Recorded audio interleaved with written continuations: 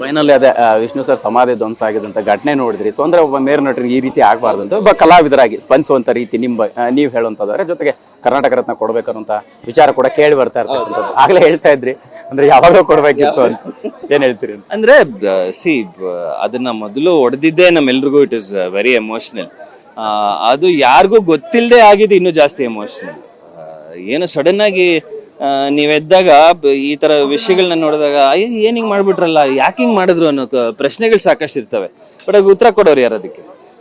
ಖಂಡಿತವಾಗ್ಲೂ ತಪ್ಪು. ಬಟ್ ಏನೇ ಆದ್ರೂ ವಿಷ್ಣು ಅಂಕಲ್ ಅಂತ ನಾನು ಹೇಳ್ತೀನಿ, ಅವ್ರ ಅಭಿಮಾನಿಗಳಿದ್ದಾರೆ. ಅವ್ರನ್ನ ನಮ್ಮ ಮನಸ್ಸಿಂದ ನಮ್ಮ ಪ್ರೀತಿಯಿಂದ ತೆಗ್ದಾಕಕ್ಕೆ ಚಾನ್ಸೇ ಇಲ್ಲ. ಅಂಡ್ ನೀವ್ ಹೇಳಿದ್ದು ಅವ್ರಿಗೆ ಇಂಥ ಪ್ರಶಸ್ತಿಗಳೆಲ್ಲ ಕೇಳಿ ತಗೊಳ್ಳೋ ಸಂದರ್ಭ ಬಂದಿರೋದೇ ಬೇಜಾರು. ಅದನ್ನ ಯಾವಾಗ್ಲೂ ಕೊಡ್ಬೇಕಿತ್ತು ಅವ್ರಿಗೆ.